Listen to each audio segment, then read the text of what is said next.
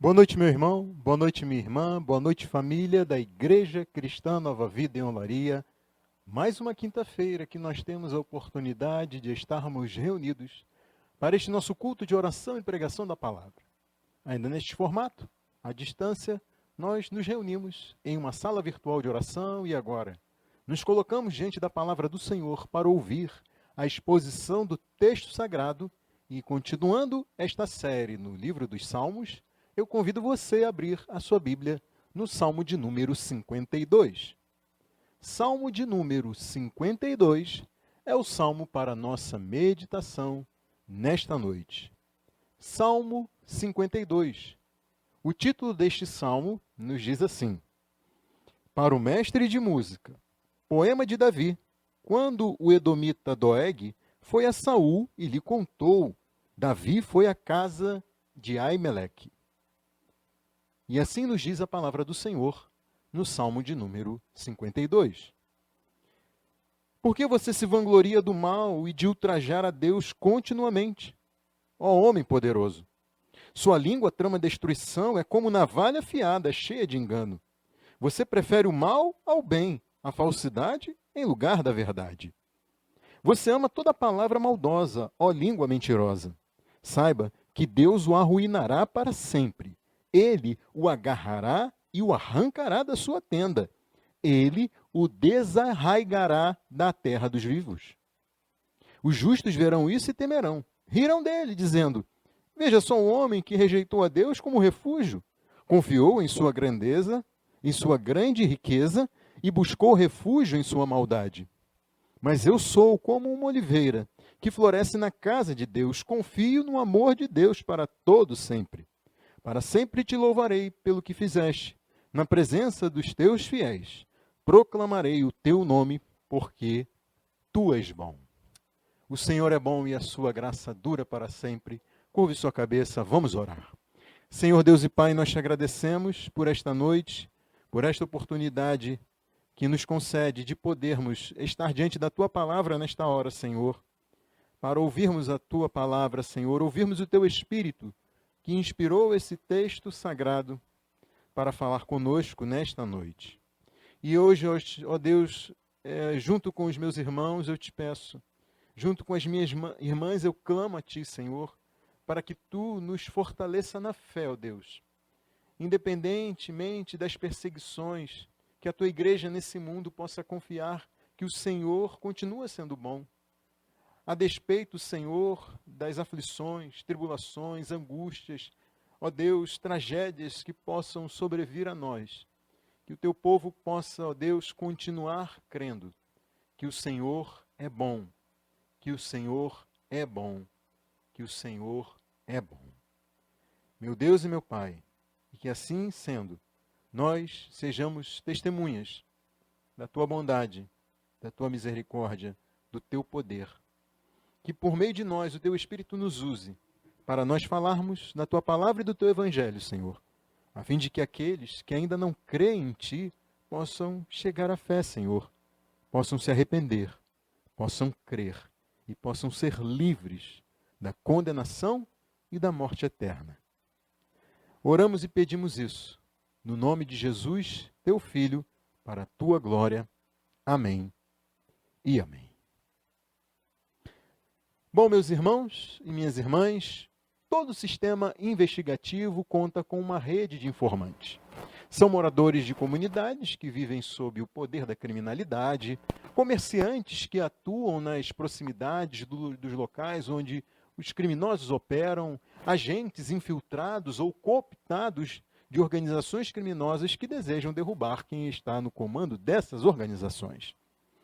Esse informante da polícia pode ser alguém que esteve envolvido com a quadrilha e depois de ter sido preso, trai os seus comparsas, fazendo delações a fim de diminuir a sua pena. E o termo popular para este delator que entrega o esquema criminoso é X9 ou cagueta. E daí eu fiquei pensando sobre quando e de que forma, de onde surgiu e como surgiu esse termo que todos nós conhecemos como X9. E na minha pesquisa eu descobri que há duas propostas para a popularização do termo X9 para identificar um delator aqui no nosso país. A primeira proposta dá conta que o termo X9 se popularizou no Brasil depois da chegada por aqui de uma série de histórias em quadrinhos de uma personagem identificada como o Agente Secreto X9. O Agente Secreto X9. Os quadrinhos foram criados em 1934 nos Estados Unidos e chegaram aqui no Brasil nos anos 40. O protagonista dessa história era Phil Corrigan, mais conhecido como o Agente X9. E esse Agente X9, o Phil Corrigan, ele se infiltrava em uma organização criminosa para ganhar a confiança dos alvos da sua investigação e descobrir assim os planos e esquemas deles. Ele fingia ser alguém envolvido na organização, obtinha provas e depois prendia a quadrilha. Para os comparsas, ele era um traidor. Para a polícia, ele era o Agente X9 dentro da organização criminosa. Outra versão para o termo X9 envolve os detentos do antigo presídio do Carandiru, em São Paulo. Essa versão dá conta que os presos que eram transferidos para o pavilhão 9 eram informantes da polícia e por isso eles tinham de ficar em uma área separada. Daí, um preso desse pavilhão 9 que tinha sido transferido para lá, ele era considerado, era tomado como um traíra, como um dedo duro e passava a ser chamado então de X alguém 9 por conta do pavilhão de número 9 do Carandiru. Eu sei que o tempo passou e agora nos nossos tempos, o avanço da tecnologia, da informática, existe um software imperceptível que faz um papel de espião eletrônico nas máquinas, computadores e outros equipamentos dessa natureza. E daí, de um modo invisível, esse programa espião, ele registra tudo o que é digitado no teclado de um computador e todos os sites visitados pelo usuário desse computador. Esse programa é conhecido e foi chamado como Agente X9. E daí tudo que é acessado na internet, digitado, falado ou capturado pela webcam é registrado e enviado para quem instalou o programa sem que esse usuário saiba dessa instalação e sem que ele perceba toda essa coleta de informações e envio para esta pessoa que instalou o programa.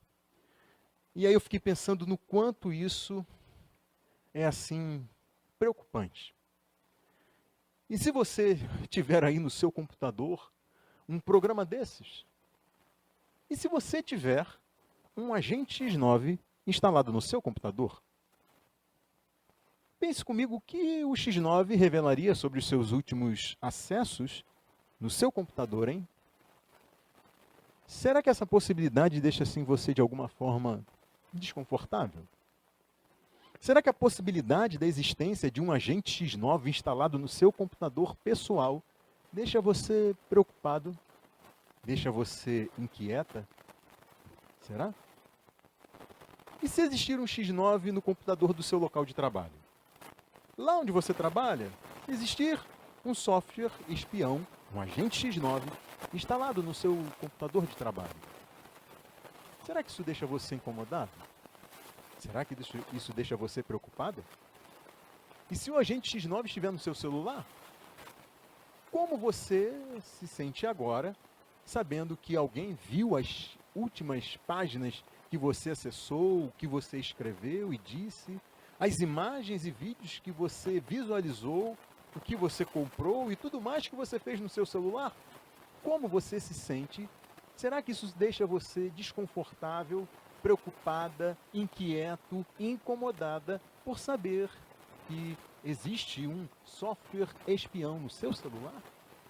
E que outras pessoas estão vendo e sabendo de tudo aquilo que você fez com esse seu aparelho celular?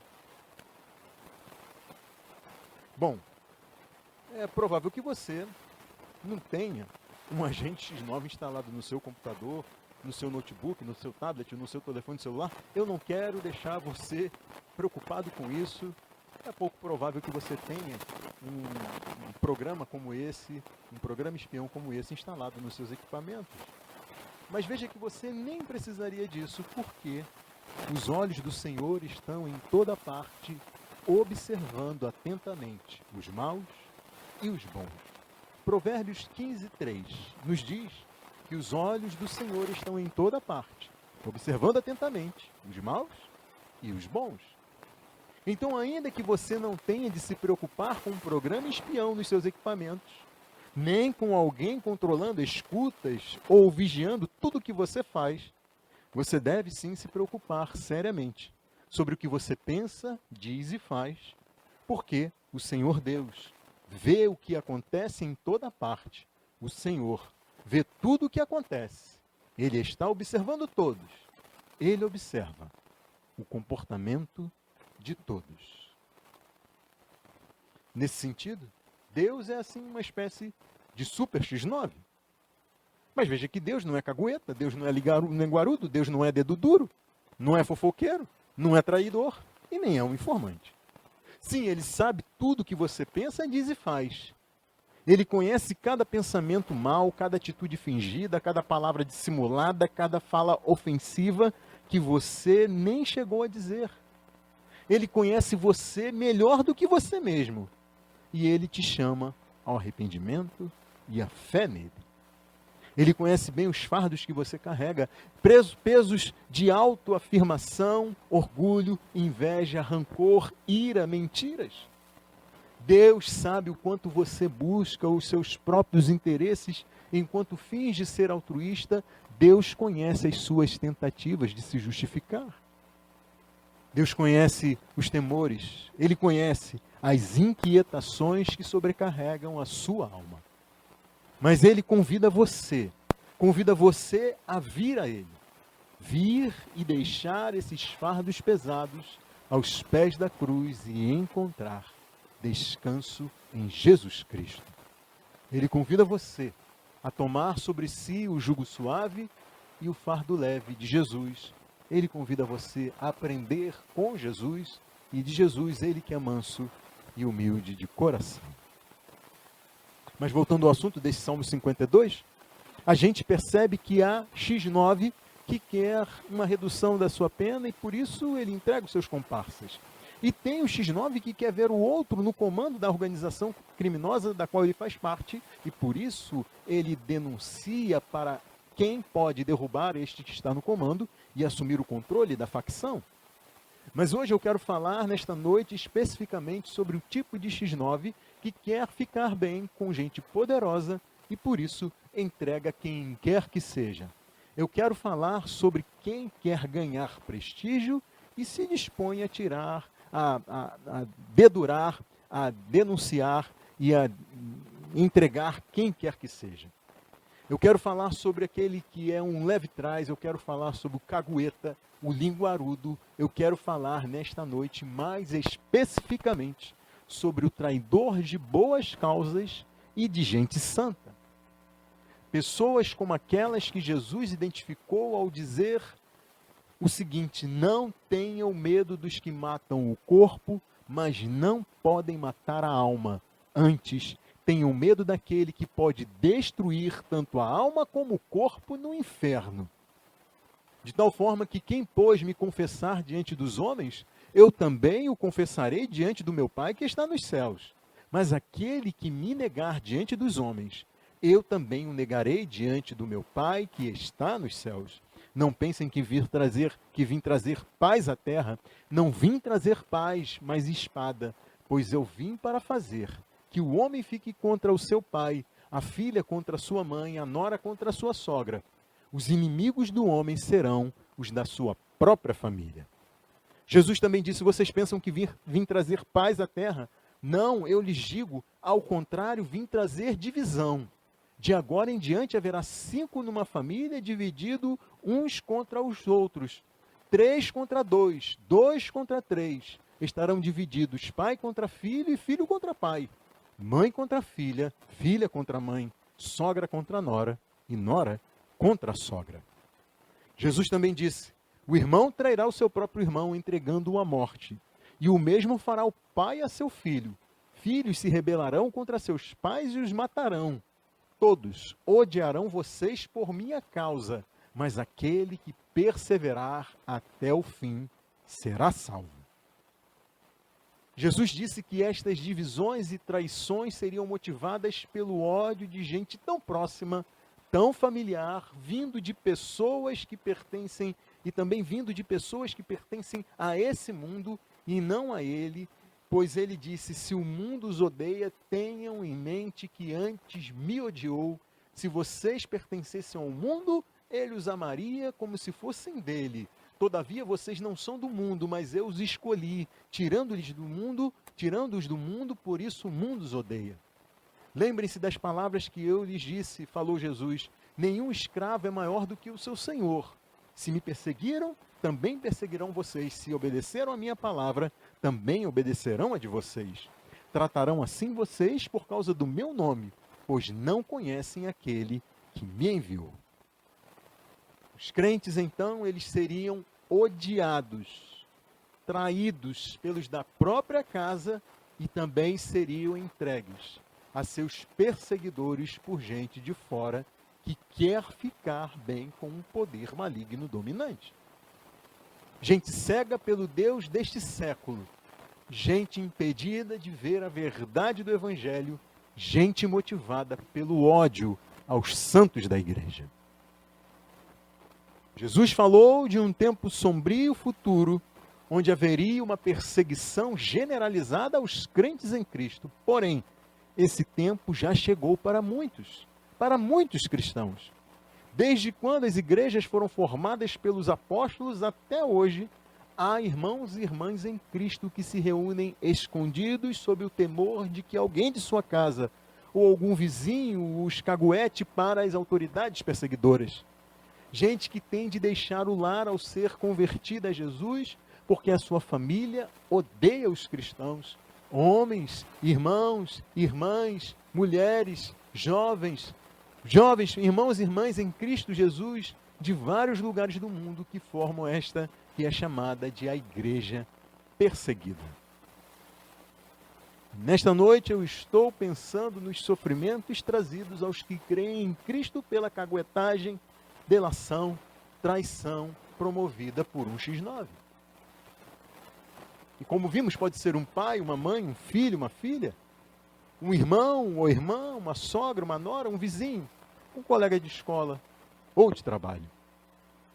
E eu estou pensando nisso porque o título informa que este Salmo de número 52, ele foi escrito dentro de um contexto, e esse contexto é dado pelo título que nos diz que Davi escreveu esse salmo para o mestre de música, poema de Davi, quando o edomita Doeg foi a Saul e lhe contou.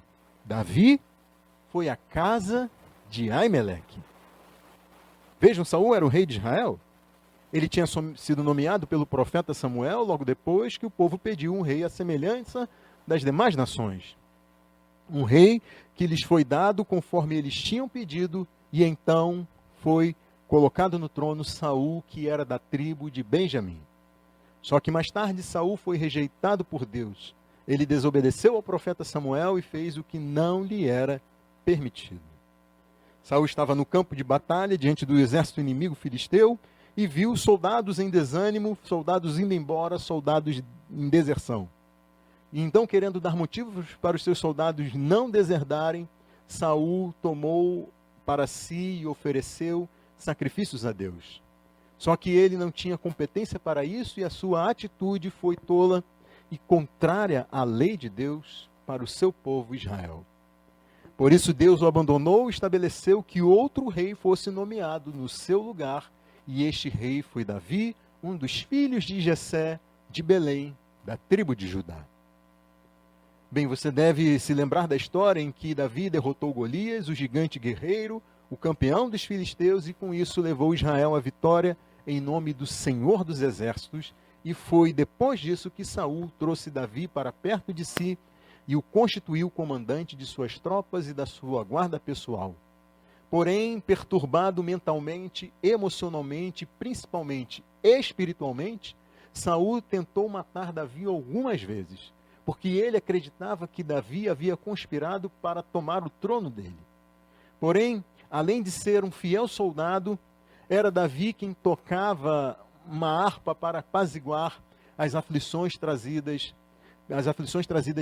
pela perturbação mental, emocional e principalmente espiritual de Saul, que se encontrava dominado por um espírito maligno. E não encontrando mais formas de conviver com Saul, Davi então decidiu fugir e na fuga ele chegou à cidade onde vivia o sacerdote Aimeleque, mencionado aqui no título deste salmo. Aimeleque então tremia de medo sem saber por que Davi estava ali sozinho. E ao que tudo indica, Davi tinha ido ao sacerdote para consultar a Deus. Mas ele inventou uma história que tinha sido enviado pelo rei Saul para uma missão secreta e que por isso ele não estava acompanhado dos seus soldados e que se encontraria com a sua tropa mais tarde em um lugar que também ele não poderia dizer e revelar para Aimeleque. Davi mentiu, inventou essa história. E é provável que ele tenha mentido para que o sacerdote não fosse envolvido e nada tivesse a dizer quando perguntado por que tinha ajudado Davi na fuga dele. Davi disse que precisava de pães ou algo que o sacerdote tivesse para comer, ao que Aimeleque disse que só havia os pães sagrados que eram colocados diante do altar, que eram colocados diante do Senhor. E diz o registro no capítulo 21 do primeiro livro de Samuel, que o sacerdote Aimeleque deu a Davi o pão sagrado, porque não havia ali outro, senão os pães da proposição que se tiraram de diante do Senhor quando trocados no devido dia por pão quente. Só que um morador de Edom chamado Doeg, também mencionado no título do Salmo 52, um morador de Edom chamado Doeg estava ali na cidade do sacerdote Aimeleque. E este edomita era um servo de Saul. Doeg era o maioral dos pastores do rei Saul, condição que ele não queria perder e que ele faria tudo o que fosse preciso para se manter nela. E foi por isso que Doeg foi a Saul e disse tudo o que Aimeleque tinha feito em favor de Davi. Disse que Aimeleque tinha dado provisões para a fuga de Davi e até tinha lhe entregado a espada de Golias, já que na pressa Davi tinha fugido desarmado e também com fome e sem recursos para a sua empreitada. Informado pelo X9, Doeg, o rei Saul mandou vir até ele o sacerdote Aimeleque, e não só ele, como também todos os demais sacerdotes que pertenciam à sua família e que viviam naquela cidade. Saul então questionou Aimeleque porque ele havia dado provisões a Davi, porque ele tinha dado a espada de Golias a Davi e porque ele tinha consultado ao Senhor para Davi. Aimeleque foi acusado de ter se associado a Davi para conspirar e derrubar o rei, porém ele disse que Davi era o servo mais fiel que Saul tinha e que ele mesmo, Aimeleque, também servia fielmente ao rei. Disse que não sabia nada sobre ciladas armadas, nem sobre conspiração organizada e comandada por Davi. Mesmo assim, ainda assim, Saul ordenou que os soldados da sua guarda pessoal matassem Aimeleque e todos os sacerdotes da sua família que estavam ali diante do rei. Os soldados da guarda pessoal de Saul se negaram a fazer isso, mas Doeg se voltou contra os sacerdotes e os matou. Não contente com isso, Saul mandou suas tropas destruírem a cidade de Aimeleque. E ali ele matou homens, mulheres, meninos, crianças de peito, bois, jumentos e ovelhas, conforme registra o primeiro livro de Samuel, no capítulo de número 22. Os sacerdotes, então suspeitos de associação com Davi, este que era o homem segundo o coração de Deus, eles tiveram seus bens destruídos e foram mortos junto com as suas famílias. Tudo por causa da caguetagem de Doeg a Saul, o rei rejeitado por Deus e tomado por um espírito maligno. Conforme informa o título deste salmo, foi pensando nesse Doeg que Davi escreveu este Salmo 52, afirmando nos versículos 1 a 5 o seguinte. Eu convido você a acompanhar comigo a leitura na sua Bíblia, versículos 1 a 5. Porque você se vangloria do mal e de ultrajar a Deus continuamente? Ó homem poderoso, sua língua trama destruição e como navalha afiada, cheia de engano. É como navalha afiada, cheia de engano. Você prefere o mal ao bem, a falsidade em lugar da verdade. Você ama toda palavra maldosa, ó língua mentirosa. Saiba que Deus o arruinará para sempre. Ele o agarrará e o arrancará da sua tenda. Ele o desarraigará da terra dos viventes.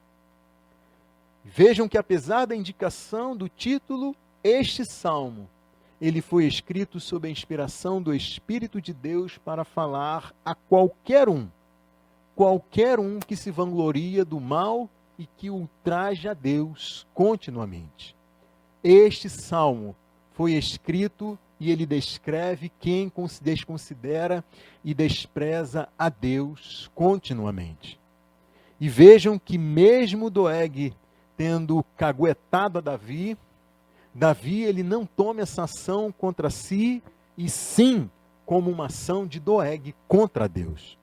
Davi não considera que Doeg agiu como um X9, entregando a Saul e trazendo prejuízos para a empreitada de fuga de Davi. Não. Davi não considera que a ação de Doeg foi contra ele. Davi considera que a ação de Doeg foi uma ação contra Deus, o Deus de Israel. Na verdade, Doeg tinha conspirado contra os planos de Deus, planos para estabelecer um rei conforme o coração de Deus. Doeg foi a Saul, o rei rejeitado por Deus, para, como diz a gíria, x-noviar acusações falsas contra o sacerdote Aimeleque. E outras traduções para o versículo 1 registram o seguinte: ouça, porque você se vangloria da maldade, ó homem poderoso, pois a bondade de Deus dura para sempre. Homem poderoso, por que você se gaba da sua maldade? O amor de Deus dura para sempre. Ó homem poderoso, por que te glorias na maldade? O amor fiel de Deus subsiste em todo o tempo.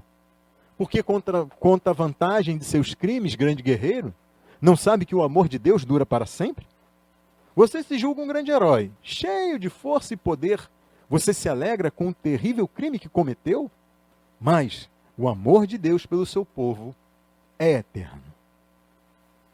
E considerando essas traduções, para o versículo de número 1, eu tenho para mim que Davi ele se vale de um sarcasmo ao se referir a Doeg nos termos deste versículo de número 1.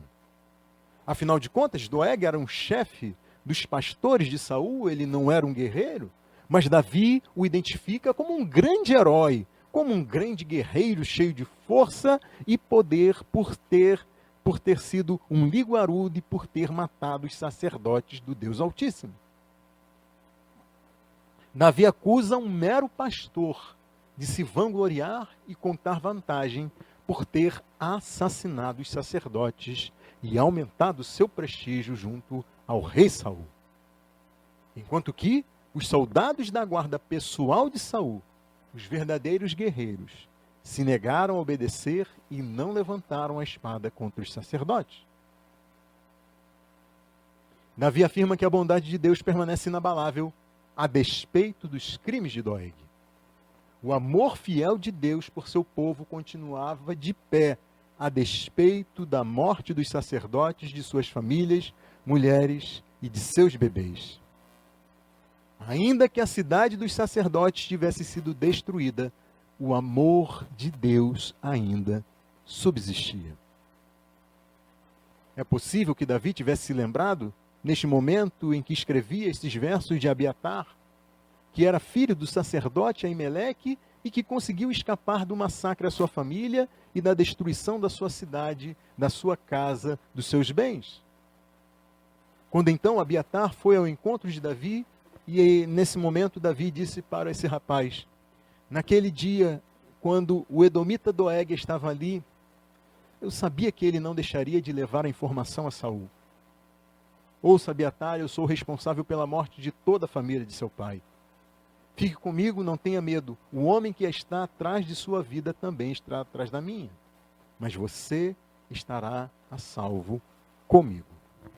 1 de Samuel, capítulo 22, versículos 22 e 23, registram essa fala de Davi com Abiatar, filho de Aimeleque. Percebam vocês que Davi se culpou pela morte da família de Abiatar e por ele ter sido deixado sem nada depois da destruição da sua cidade, e ainda assim, Davi foi capaz de dizer que o amor de Deus dura para sempre.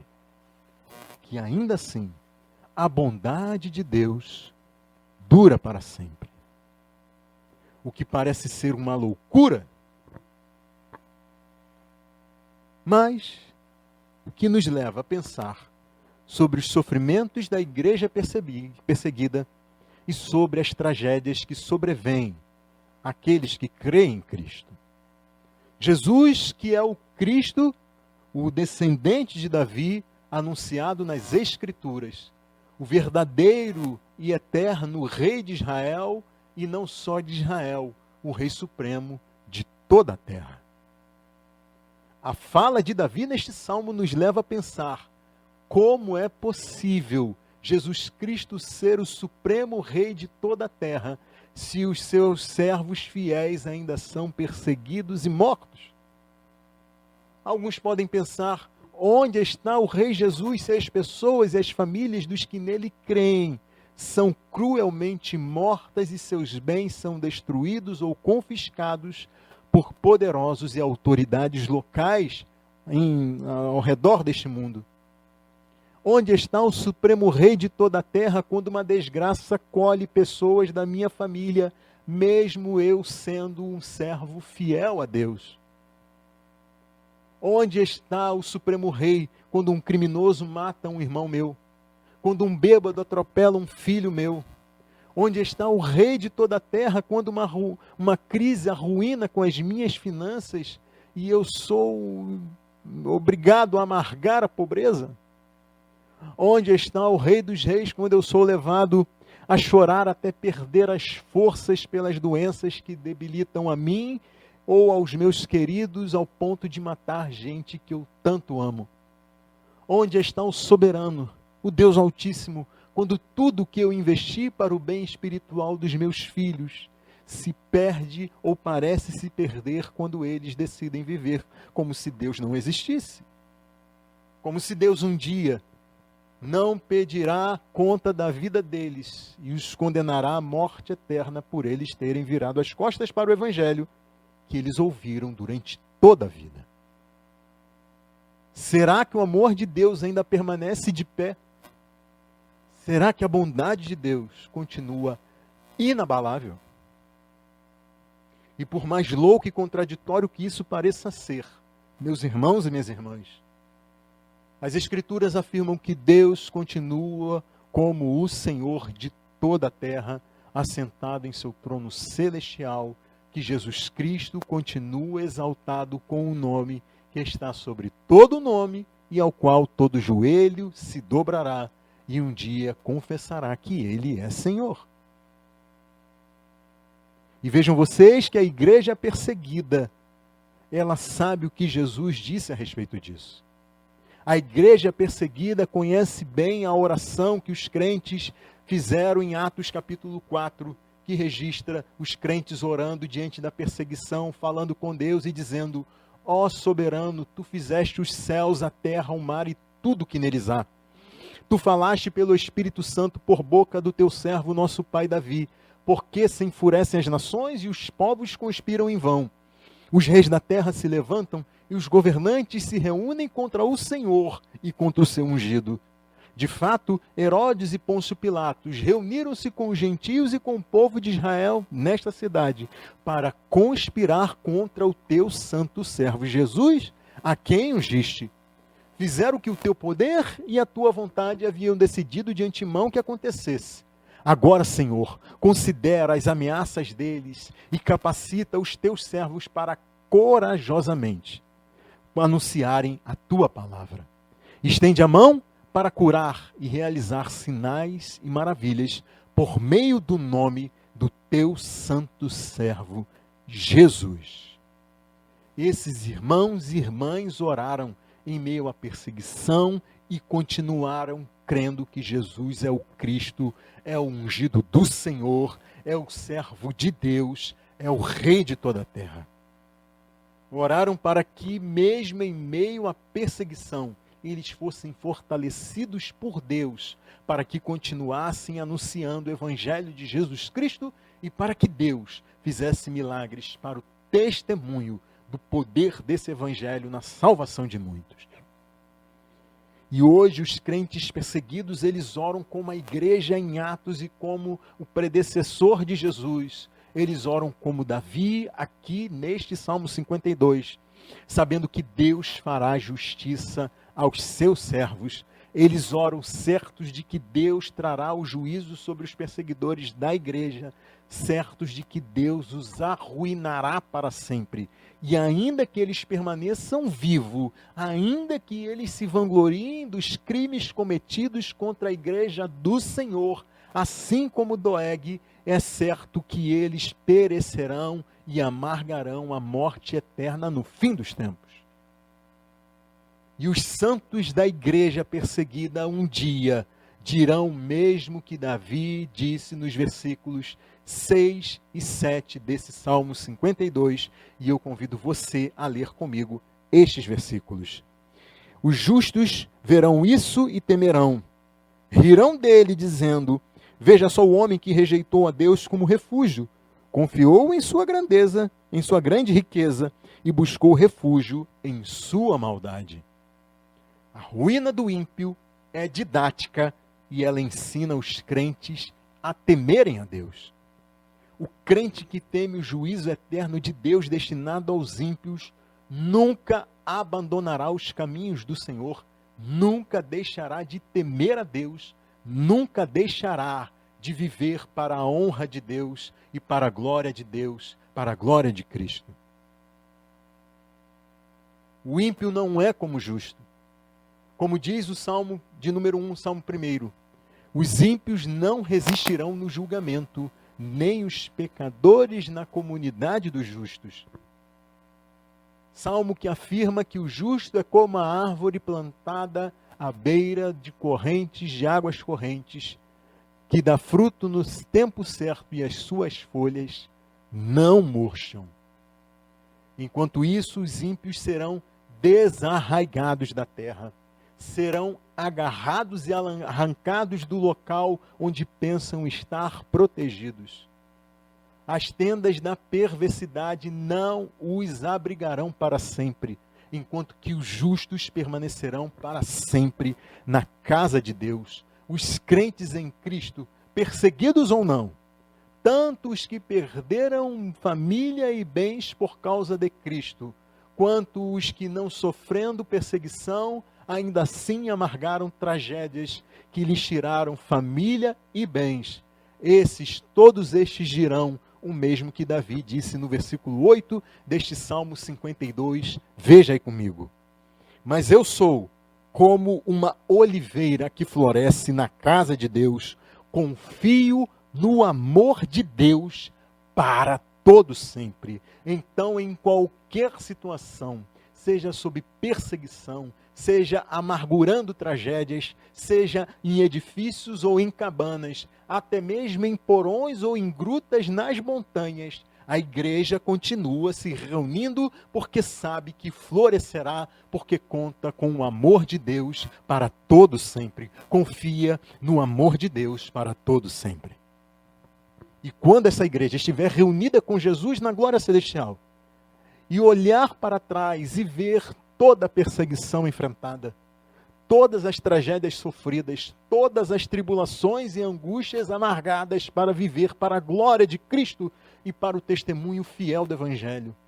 Esta igreja, formada pelos que foram salvos por meio da fé somente em Cristo, gente de todo mundo, de todos os povos, língua, tribo, nação, essa multidão incontável, ressuscitada dos mortos para a vida eterna pelo poder regenerador do Espírito Santo, essa igreja dirá para Deus o que está registrado no versículo de número 9 deste Salmo 52. Veja aí comigo.